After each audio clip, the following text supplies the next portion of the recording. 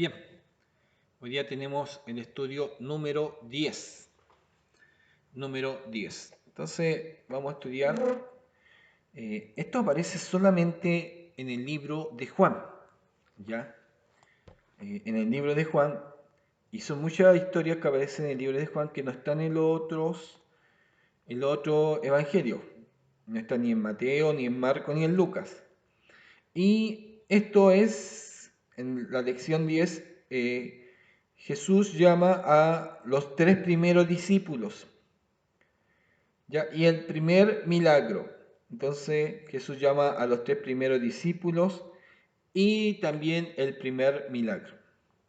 Y esto se encuentra en el libro de Juan, Juan capítulo 1 del versículo 35, y vamos a leer el capítulo 2 hasta el versículo 12. ¿Ya? Oramos al Señor. Padre, te damos gracias. Un día más de lectura, un día más de abrir la escritura, Señor, para poder estudiar de tu palabra. Bendícenos a través de esta tu palabra, Señor, que es exquisita, que es un encanto para el alma, Señor, tus bellas palabras. ¿A quién podemos seguir? ¿Dónde podemos encontrar palabras más maravillosas que Señor, tanto como aprender, pero tanto como nos llenan, Señor, la necesidad de nuestro ser, de nuestra alma? Bendícenos a través de ellas, sánanos, fortalécenos, te lo pedimos en el nombre de Jesús. Amén y amén, Señor. Bien, entonces esta historia no aparece ni en Mateo, ni en Marco, ni en Lucas, solamente en Juan. Esta historia vamos a encontrar que no aparecen en aquellos. Y dice así: en los primeros discípulos, subtítulo, versículo 35. El siguiente día, otra vez estaba Juan y 2 de sus discípulos. Y mirando a Jesús que andaba por allí, dijo: He aquí el Cordero de Dios. Es decir, no es solamente que Juan lo identifica en el bautismo, ¿ya? Sino ya otro día, siguiente día, de nuevo ve Juan a Jesús y le dice a sus discípulos, a 2 de ellos: He aquí el Cordero de Dios. Le oyeron hablar los 2 discípulos y siguieron a Jesús. Y volviéndose Jesús y viendo que le seguían, les dijo: ¿Qué buscáis? Ellos le dijeron: Rabí, que traducido es maestro, ¿dónde moras? Les dijo: venid y ved. Fueron y vieron dónde moraba y se quedaron con él aquel día, porque era como la hora 10. Andrés, hermano de Simón Pedro, era uno de los 2 que había oído a Juan y habían seguido a Jesús. Este halló primero a su hermano Simón y le dijo: hemos hallado al Mesías, que traducido es el Cristo. Ya, de los 2 que siguieron a Jesús, se marca a Andrés, ¿ya? Entonces, queda Andrés marcado de los 2. Parece que el otro no se apartó, no siguió con Jesús. Entonces, de estos 2 queda Andrés. Andrés se encuentra con su hermano Simón y le da un mensaje: hemos hallado al Mesías, que traducido es el Cristo. Y le trajo a Jesús. Y mirándole Jesús dijo: tú eres Simón, hijo de Jonás, tú serás llamado Cefas, que quiere decir Pedro. Es curioso, es bien curioso este encuentro. ¿Sabe por qué? En este encuentro lo está siguiendo Andrés. Se lo presenta a Simón, pero parece que en este encuentro Pedro no sigue al maestro, conoce al maestro, empieza a hablar, empieza a escucharlo, pero no lo sigue como Andrés. Él sigue en sus labores, sigue en su trabajo, pero quizá ya entendiendo quién era Jesús. O quizá también viene el otro problema, tratando de entender y comprender si era verdaderamente el Mesías, el maestro, ¿ya? Dice, el siguiente día, quiso Jesús ir a Galilea y halló a Felipe. ¿Ya? Entonces estamos con Andrés, con Simón y Felipe. Y le dijo, sígueme. Halló a quien, a Felipe. Mire, a Andrés, él fue y siguió al maestro y ya se quedó con él. ¿Ya? Ahora se encuentra con Felipe y le dijo, sígueme. Y Felipe era de Bethsaida, la ciudad de Andrés y de Pedro. Felipe halló a quién, a Natanael. ¿Quién era Natanael? Uno estudia los apóstoles, su nombre, no aparece el nombre Natanael, pero Natanael es Bartolomé. ¿Ya? Natanael es Bartolomé. Y le dijo, hemos hallado a aquel de quien escribió Moisés en la ley, así como los profetas, a Jesús, el hijo de José de Nazaret. Natanael le dijo, de Nazaret, ¿puede salir algo de bueno? Le dijo Felipe, ven y mira. No dijo ven y mira, yo no sé dónde saqué esa palabra, pero dice ven y ve. Casi lo mismo que mira, pero dice ven y ve, ¿ya? 47. Cuando Jesús vio a Natanael, que se le acercaba, dijo él, he aquí un verdadero israelita, en quien no hay engaño. ¿Quién dice esto? Jesús. He aquí un verdadero israelita en quien no hay engaño. Le dijo Natanael, ¿de dónde me conoces? Respondió Jesús y le dijo, antes que Felipe te llamara, cuando estabas debajo de la higuera, te vi. Antes que Felipe te llamara, cuando estabas debajo de la higuera, te vi. Respondió Natanael y le dijo, Rabí, tú eres el Hijo de Dios, tú eres el Rey de Israel. Respondió Jesús y le dijo, porque te dije, te vi debajo de la higuera, ¿crees? Cosas mayores que estas verás. Y él le dijo, de cierto os digo, de aquí adelante veréis el cielo abierto y a los ángeles de Dios que suben y descienden sobre el Hijo del Hombre. ¡Guau! ¡Qué encuentro! ¡Qué momento! ¡Qué especial! ¿Ah? La ayuda va a marcar aquí y me marca lo siguiente. Jesús escogió a sus primeros discípulos entre aquellos que también siguieron a Juan el Bautista.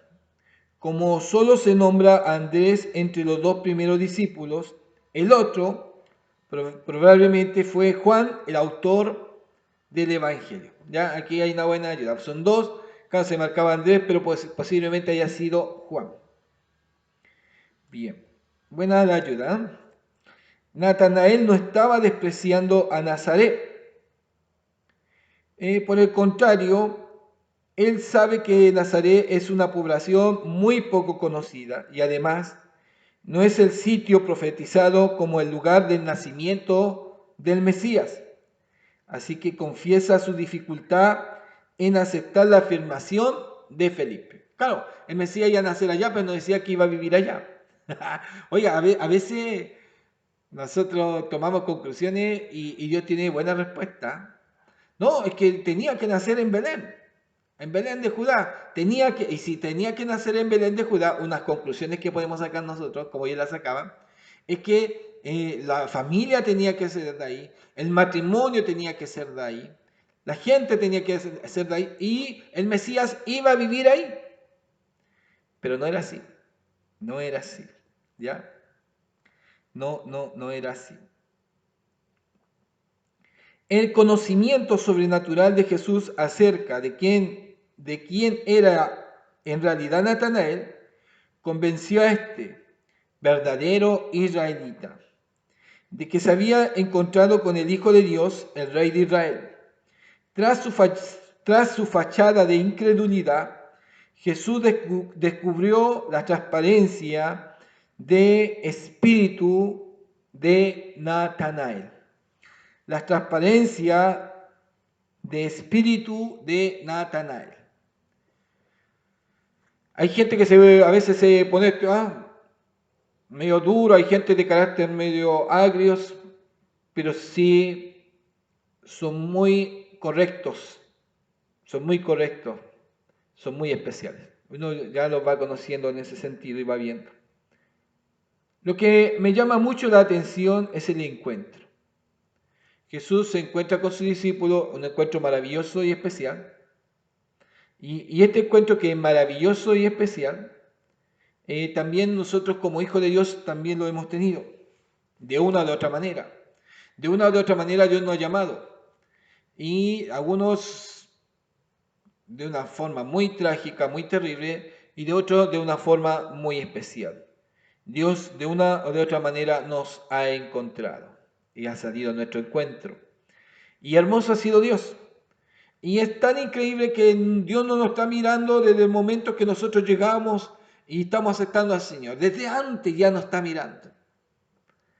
A Natanael no es cuando él se encuentra con él y lo está recién conociendo. No, yo te vi desde antes que te llamara Felipe. Desde antes que Felipe hablara contigo, yo te vi debajo de la higuera, Natanael.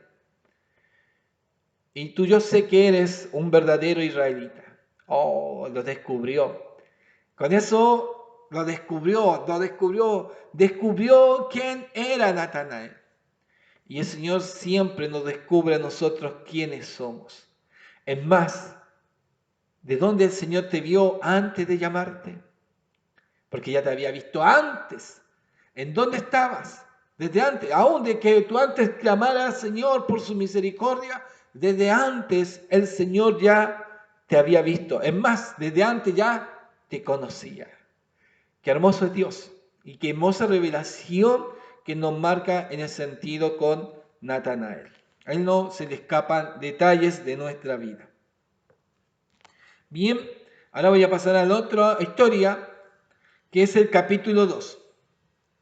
Aquí aparecen 4, pero 3 siguen a Jesús, que sería, o hablemos de 4, ahora quizás entra Juan. Pero aquí habla de Andrés, de Felipe y Natanael. Simón todavía no toma ese enganche especial, ¿ya? Todavía no sigue al maestro. Parece que es como bien especial. Algunos de Jesús dice, ven, sígueme.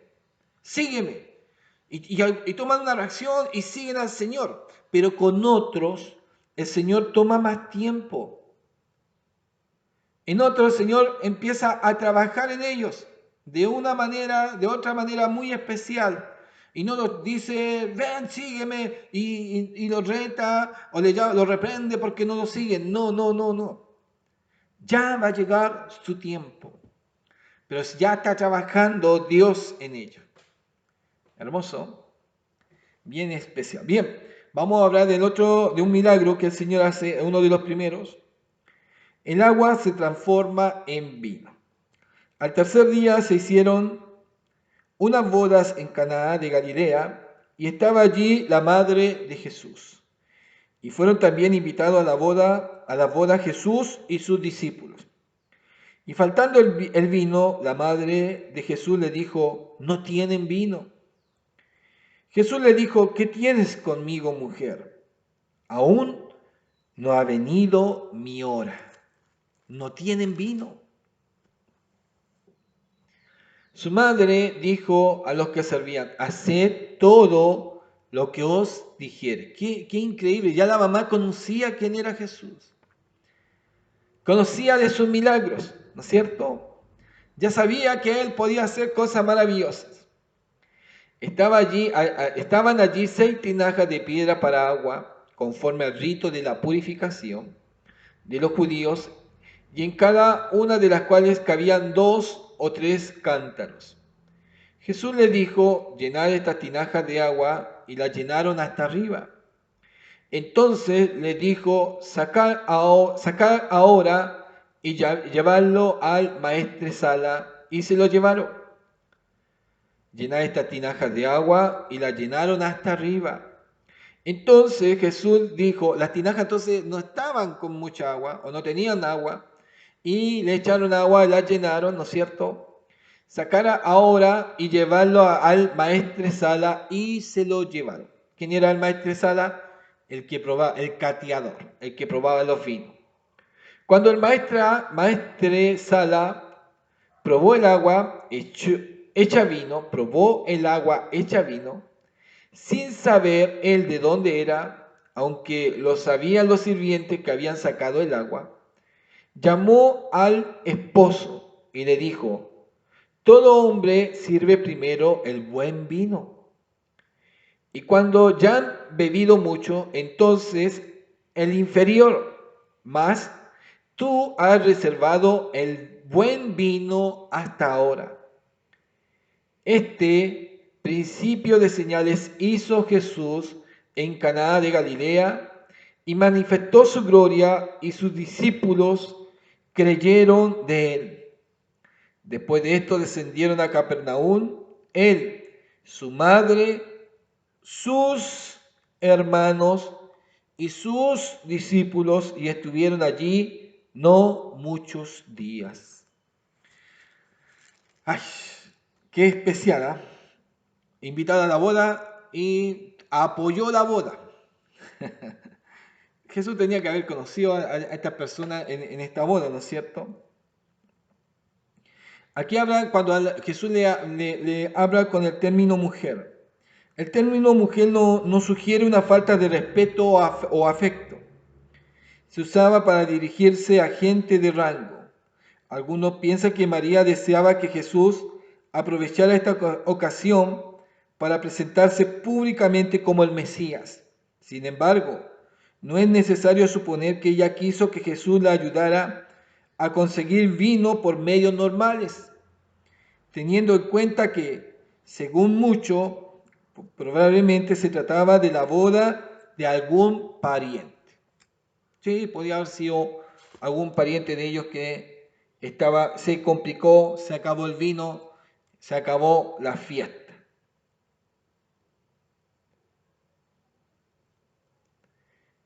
El versículo 11 me dice, dice el principio de señales.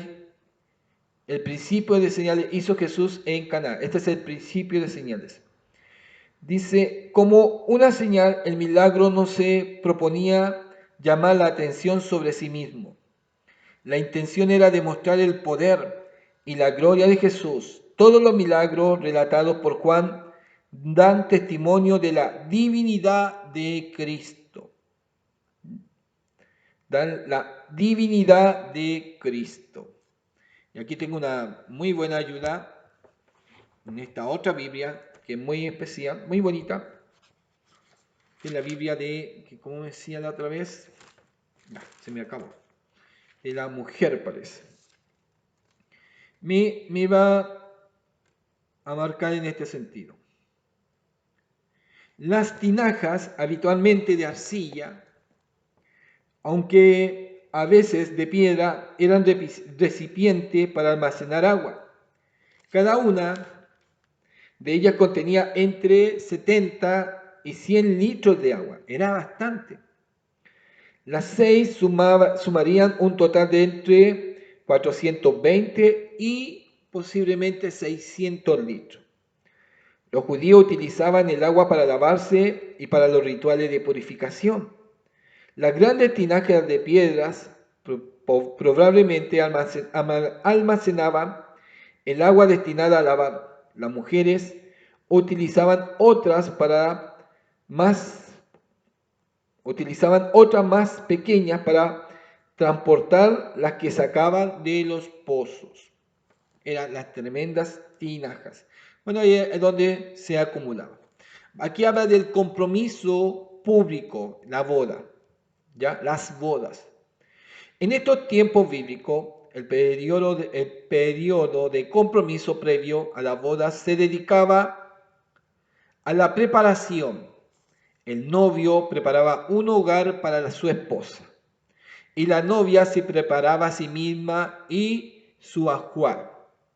Cuando llegaba el momento de consumar el matrimonio, el novio iba a la casa de la novia, con frecuencia un día señalado, para acompañarla a su casa, donde se encontraban con amigos de ambas familias, según lo había dispuesto el novio, no la novia, ¿ya? El novio había invitado a los amigos o a la familia, ¿ya?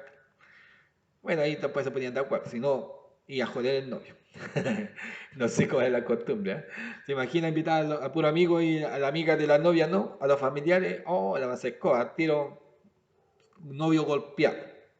Bien, vamos avanzando. Las celebraciones de bodas solían durar una semana, durante la cual la esposa y el esposo se vestían y eran tratados como si fueran los reyes en medio de las festividades y la presentación de los regalos. ¿Ya? Era increíble. Una semana duraba esta fiesta. Y ahora hablamos que eran buenos para tomar. Algunos dicen, no, parece sí, eran buenos para tomar.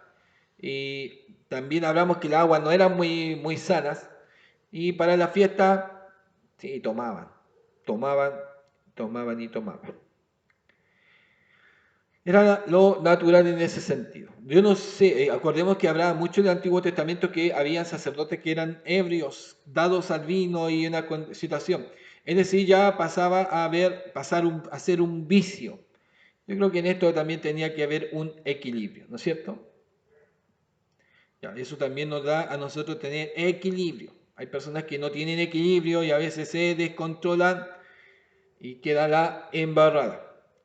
Aquí en nuestra nación, aquí en Chile, fue un país muy alcohólico, muy alcohólico, y cuando entró el Evangelio se encontró con mucha gente alcohólica.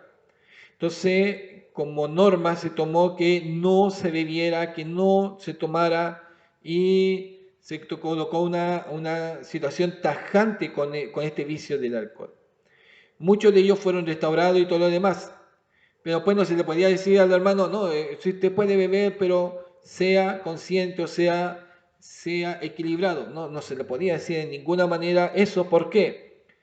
Porque los hermanos que eran alcohólicos podían recaer en todo sentido. Entonces hay que tener un cuidado en eso, hay que tener un cuidado, ¿ya? Un cuidado muy firme en esa situación. Bien, también, bueno, vemos la palabra que habla mucho también contra los que caen en tal vicio. Vamos a hablar de ahora el matrimonio. Uno, el matrimonio debe establecerse en el nombre del Señor Jesús. Dos, hay que dar gracias a Dios. Una boda debería ser un tiempo de adoración y celebrar el compromiso de la pareja basada en el amor de Dios. ¿Ah? Lo que Dios ha unido. Aquí viene la otra situación. ¿Qué es lo que Dios ha unido? Ellos se pidieron, ellos esperaron, ellos tuvieron oración. Señor, te pido un esposo, te pido una esposa. Hubo una claridad, hubo una revelación, o se buscaron solamente entre ellos, o hicieron las cosas apuradas. ¿Sabe? Hay muchos que llegan al matrimonio y sí, aún pasa en nuestra iglesia que ya llegan y aún llegan, no se nota, pero y después la hermana saca la cuenta, oye, que nació rápido la guagua, se casaron hace 5 meses y ya están haciendo la guagua. No es que nació antes de tiempo, pero como tan grande se ve como de un año. Son terribles a veces las hermanas porque sacan la cuenta. Pero sí ha pasado que muchas se han casado embarazadas y ese es un problema. Y después empiezan los problemas, empiezan las dificultades, no es lo que... Y el hombre piensa, ¿se habrá sido la que yo quería o la que yo le pedí al Señor? No, si usted dice, ahí viene el otro problema, ni se la pidió, usted llegó y tomó. Usted llegó y tomó y se apresuró. O usted, como mujer, usted llegó y tomó y... A veces solamente son las pasiones y ahí donde hay que tener paciencia y esperar en Dios. Esperar en Dios, ¿ya? Es complicado los matrimonios cristianos y cuando a veces se casa una que no es cristiana con un cristiano, ¿cómo un pastor puede tratar con el esposo, pero a veces con la esposa no va a poder tratar porque no cree? o porque no quiere estar en la iglesia, y ahí se encuentra con los problemas, las dificultades, una cantidad de dramas que algunos se buscan por casarse con yugo desigual y no casarse bajo la voluntad del Señor. Hay muchos líos y muchos problemas en esa situación. Las bodas son mucho más que vestidos hermosos, multitudes de personas y una decoración cara. Una boda es un tiempo de compromiso. Tendría que incluir adoración, acción de gracia a Dios, así como la celebración de la maravillosa bendición que Dios le ha dado a la esposa y al esposo. La ceremonia de boda es un momento adecuado para reflexionar en el ejemplo de amor incondicional que Dios ha demostrado. La pareja debería comprometerse de seguir a Dios, de seguir al Señor en su hogar, independientemente de las circunstancias que surjan, y hasta que la muerte los separe. La importancia de esta permanencia de la unión brota de que los votos no son sencillamente entre un hombre y una mujer, sino que incluyen al Padre Celestial mismo. También porque es el modelo del compromiso que Cristo tiene con la iglesia. Ver también notas sobre celebración, día señalado, y tiene bastante explicación y bastante citas bíblicas. Aquí voy a hablar también como de los matrimonios. De iglesia, nosotros como iglesia, a través de la palabra del Señor, el matrimonio es entre un hombre y una mujer. Ahora, el pastor, como pastores, como siervos del Señor, nosotros no casamos, nosotros colocamos la bendición, ¿ya? Eso es legalmente. Si a mí me llega, bueno, ya ha cambiado un poquito la ley, pero si a mí me llega alguien con la libreta matrimonial inscrito a través del registro civil que están casados, legalmente uno puede estar colocando la bendición. ¿Se da cuenta? Sí, uno puede colocar aquella bendición. No hay problema. Pero si llegan sin la libreta y que después me caso, ahí entran las dudas. Si son conocidos, no va a haber problema. Si son de la iglesia, van a cumplir su palabra. Pero cuando no son conocidos, no se puede hacer. ¿Por qué? No sea que esté casado, venga escapando de otro matrimonio y quiera casarse de nuevo y quiera solamente la bendición o el compromiso de iglesia. Es complicado. Y también el pastor es el que también da decisión como siervo del Señor en quien coloca la administración. Algunos pastores lo toman que solamente son para los hermanos de la iglesia porque es una bendición y es entendible. ¿Por qué? Porque son los hermanos de la iglesia los que toman el compromiso de seguir a Dios, han orado, se han preparado y se enfocan bajo una vida cristiana. Pero mucha gente llega de afuera que solamente quiere la ceremonia y después irse al bailoteo y la fiesta y todo lo demás. Pero no están ni ahí, no, ¿sabe? Lo único que le importa es que le diga el pastor, y lo que Dios ha unido, nadie lo separa, tiene ahora, puede besar a la novia. Listo. Y escucharon eso nomás, y salieron para afuera y salieron arrancando a la fiesta. Por eso muchos pastores algunos han tomado la decisión de que esto sea netamente de iglesia, netamente para los hermanos que tienen conciencia de este compromiso, que aún siendo jóvenes fueron enseñados que el matrimonio, que la familia y la enseñanza de la palabra. Por eso es importante. Aquí entramos al matrimonio, se da cuenta y nos desviamos un poco del milagro de Jesús. El milagro de Jesús fue algo maravilloso, especial. El agua convertida en vino. La otra vez vi a unos pastores, líderes por ahí, que tenían un vaso y oraron y supuestamente se había convertido en vino. Y muchos que estaban viendo, Jesús lo hizo con 600 litros de agua. Y no fue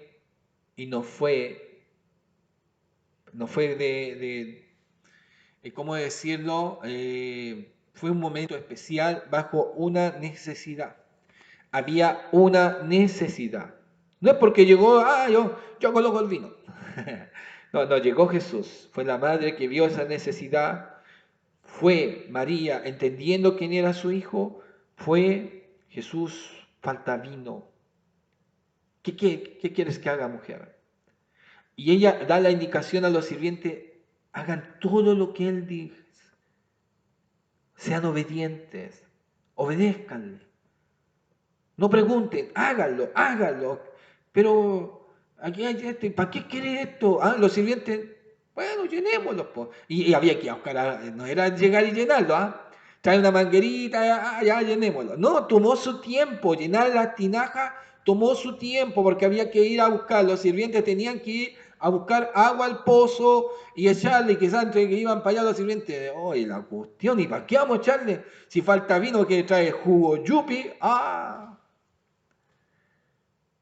pero obedecieron. Eran los sirvientes, tenían que hacer caso. Quizá igual refunfuñando, pero tenían que hacer caso. Tomaron su tiempo, costó llenar las 6 tinajas, las llenaron. Y cuando estaba llena, ahora Jesús saca. No dice que ni oró. No dice, no marca Juan, oró, Señor. No, no, no. Dice que ahora saca el agua, saca un vaso, llévenlo al maestresala. Al cateador que lo pruebe. Y encontró de primera, encontró que era el mejor vino. El mejor vino. Qué maravilloso es nuestro Señor. Qué maravilloso es Jesús. A veces sí faltan cosas y Él hace milagros en favor de nuestras vidas. Pero ¿sabe? Hay que ser obediente.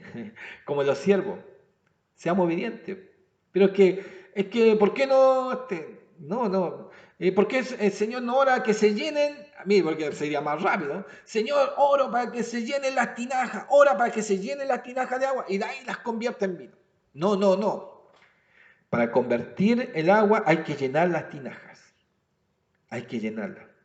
Y yo no la voy a llenar. Tienes que llenarlas tú. Tú eres el sirviente. Tómate tu tiempo. Anda a buscarla y llénala. Es que ya me cansé, voy a llenar. No, si eran 6, ¿cuántas eran 6? Si eran 6, Señor, no, voy a llenar las medias nomás. ¿Para qué la llenarlas todas? Voy a llenar 2 o 3. Llena las 6. Hácelo. Porque va a ser un milagro. Y ahí viene la obediencia. Ellos llenaron las 6. Aunque tomara todo el tiempo, llenaron las 6. Ahí está la obediencia. Obedecer todo lo que os diga. Obedecer. Y se llenaron las 6 y después de agua pasa a ser vino. La obediencia. Y eso nos trae también una lección. Obedecer. No nos cansemos en la obediencia. Y es verdad que da cansancio. Imagínense andar con la tinaja. Una, ya, ¿cuántas te faltan? Todavía no terminamos ni la una. Ya estoy cansado. Y eran 6. Eran 6. Había que llenar las 6. El Señor les sea bendiciendo y damos gracias a Dios por su bella palabra. Cada día aprendemos algo nuevo. Y yo entiendo que usted, a través de lo que va leyendo, cada día, y ojalá lo anote, ojalá lo anote. Vaya anotando y quizás Dios va revelando o usted se fija en una palabra y va anotándola, Dios le va revelando, va mostrando una palabra más bella y especial. Hágalo, le va a gustar. Es la palabra de Dios fluyendo. Es especial Dios. Y yo también admiro a veces a nuestra hermana, yo voy hablando, y la hermana a veces habla, no, es que pastor, y yo quedo, wow, no vi eso, yo no lo vi. No significa que uno que enseña tiene que ver todo, o lo que va leyendo. No, Dios también va dando a ti tu porción. El Señor te bendiga, gracias por seguir los estudios.